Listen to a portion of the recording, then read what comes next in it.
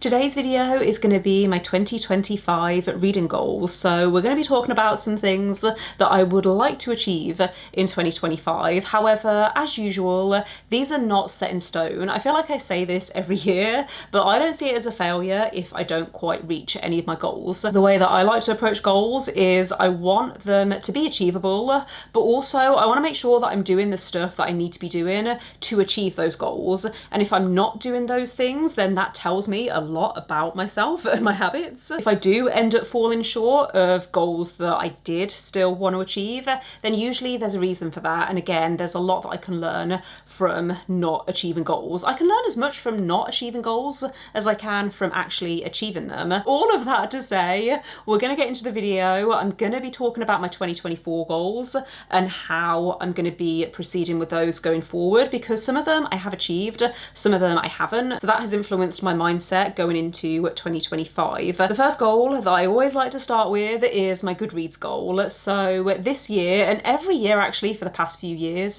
since I've joined BookTube, I've set my Goodreads goal to 100 books because I know that this is achievable for me. I know that as long as I'm reading one physical book and one audiobook per week, then I can usually read 100 books in a year. If there's ever a point where I don't read 100 books in a year, then that is going to tell me something. It's going to tell me that either I've had a bad year and I just wasn't reading as much. It's going to tell me that maybe I wasn't prioritizing reading over other hobbies, or I might have been reaching for longer books, in which case I need to reassess stuff. At the time that I'm filming this, I think I have read over 100 books. I think I've read closer to 120. So it makes sense to continue with this goal into 2025. Another goal that I set myself for 2024 was I wanted to read all of the books that I received through my Gold subscription, and I did not do this. I think I read one. The main reason that I set myself this goal is because I had this Gold subscription for about a year and I wasn't prioritizing those books. So I wanted to make sure that it was in the back of my mind that if I'm spending money on a subscription, then I should be prioritizing those books. And actually, I ended up subscribing to a new subscription service in 2024. I got the Fairy Loot Romantasy subscription for a while and I did prioritize those books. I did a whole vlog series where I was reading Fairy Loot Romantasy books. It didn't go well. I didn't end up liking a lot of those books, but I did read them and that helped me decide to cancel my subscription. I think that's why I wanted to read my Goldsboro books, is I wanted to feel confident that I'd made the right decision in cancelling, but the very fact that I haven't been reaching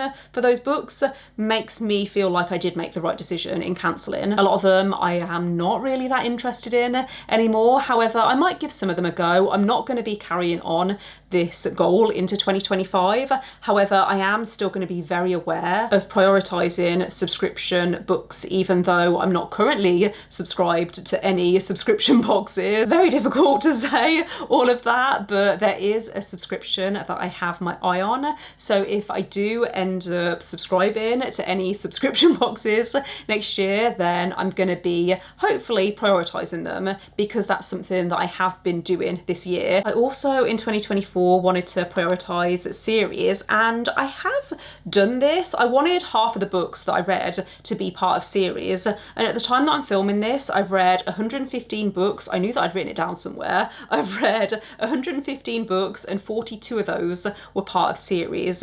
15 were companion novels, so it's basically 50%. I think it's something like 49%, but by the time that we get to the end of December, hopefully I will have finished another sequel, so I will have read exactly 50-50 standalones versus series. I do want to continue this. I feel like this year I have been more mindful of not starting a load of series and then forgetting about them. The problem is, if I read a book that's the start of the series and I give it 5 stars, then I am so excited to continue that series. I will do everything that I can to go into the sequel immediately, or at least within the next few weeks.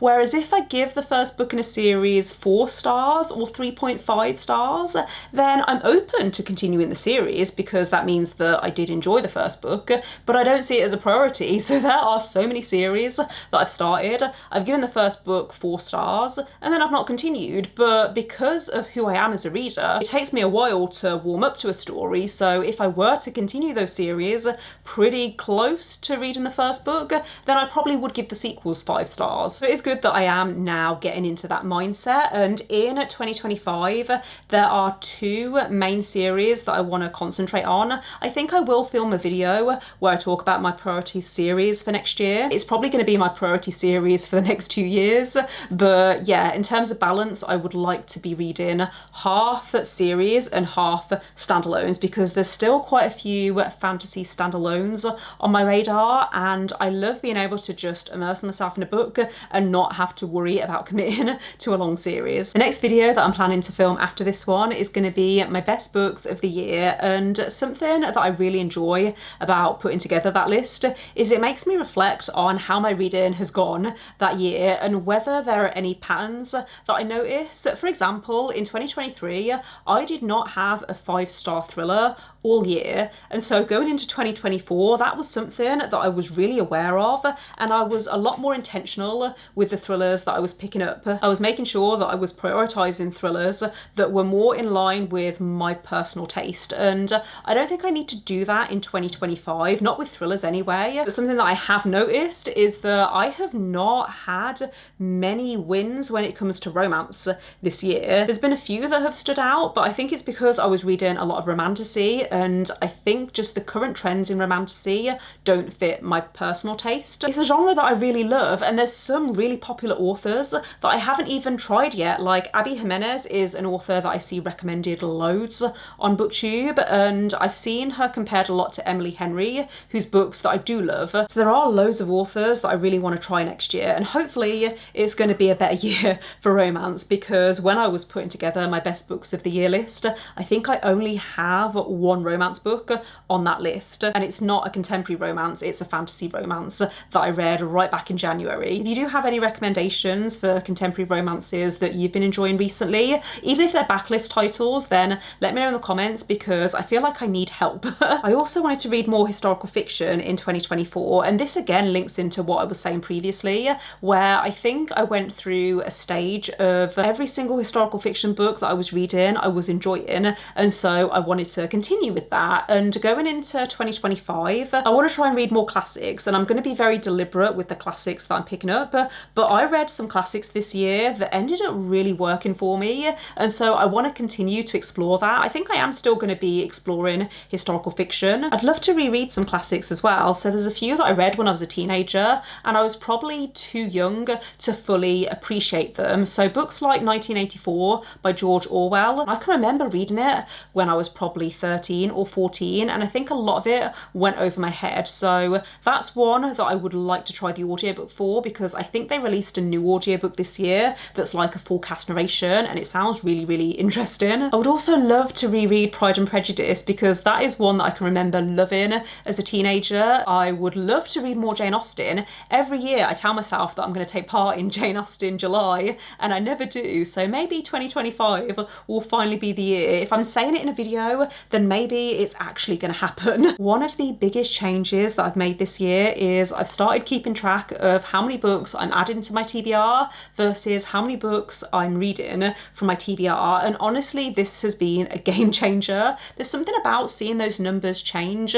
throughout the year that feels really satisfying. So at the time that I'm filming this, I've read 60 books from my TBR, but I've only added 30 books, which means that I'm currently on a net minus 30. I don't think that's too bad, especially when you also consider I have reduced my Kindle TBR drastically over the last few years. For the first time in I don't know how long, my Kindle TBR is below 100, and I really want to keep it that way, and I want to make sure that again I'm prioritizing my Kindle reads. I was debating doing a challenge next year where I try and read my entire physical TBR, but I don't know how possible that's going to be until I film a certain video early in the new year. So I've done this the past few years. I filmed a video where I go through my entire TBR and find out how many books I own that I need to read. Usually my physical TBR is around 50 books. I don't know whether it's going to be that low this year because I have been prioritizing my Kindle more, but if it is around 50 books, then I am going to try and read my entire physical TBR next year. As I said at the start of this video though, if I don't end up doing that, if it ends up not being achievable, then I'm not going to be too hard on myself. I quite enjoy having a large TBR. I like having a wide selection of books that I can choose from, and especially especially because I live with my partner who also enjoys reading. Quite often I end up wanting to read his books and then I don't prioritise those because I want to prioritise my TBR and the books that I've bought. But yeah, it's all good, it's all chill, and we will just see how things develop in the new year. I think those are all of the reading goals that I wanted to talk about in this video. In terms of my channel and my content, I'm just going to continue doing what I've been doing for the past few years. I feel like I've reached a really good place with YouTube where I'm still really enjoying making content.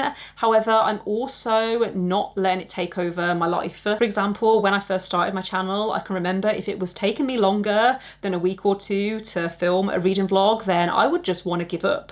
Whereas now I actually really enjoy filming reading vlogs over a longer period of time because I feel like it really helps me feel relaxed, and it means I'm not rushing through those books and I'm actually taking the time to think about my thoughts and make sure that I'm actually delivering the best vlog that I possibly can, if that makes sense. So yeah, I'm going to continue hopefully throughout 2025 to upload once a week, but sometimes there might be weeks where I upload twice or where I don't upload at all. Usually when I start filming a vlog, I do have a date in mind as to when I want that vlog to go live, but if it doesn't end up happening, then it's okay. I am allowing myself to just relax and make content around what I'm reading rather than read just for content. This wasn't really a goal, but something else I was a lot more conscious of in 2024 was I took a big step back from taking part in readathons, and I don't know yet whether I'm gonna continue this into 2025, but it reached a point where I realised I wasn't reading fast enough to really take part in a lot of the popular readathons, especially when I'm reading more fantasy. Like with thrillers and romance, I can usually read those really quickly and it doesn't really affect my enjoyment, whereas with fantasy I really want to take my time. So I don't know yet what I'm going to do when it comes to readathons because I do get FOMO and sometimes I see people taking part in these readathons that sound amazing and I want to be a part of that. So I might pick a few sporadically throughout the year and just see how we go with that. But yeah, that was also something that I wanted to mention. At the start of the year, I just decided that I didn't want to do anything because I was in a really bad place. Then I realised as I went through the year that actually taking that pressure off myself was working for me in terms of the pacing of how my reading was going. But yeah, I feel like I've rambled enough in this video, so I'm going to wrap things up here. Let me know in the comments if you have any particular goals for 2025 and if you have similar goals to me. Don't forget to give this video a thumbs up if you liked it and click subscribe if you would like to see more videos from me, but otherwise I will see you next time. Bye.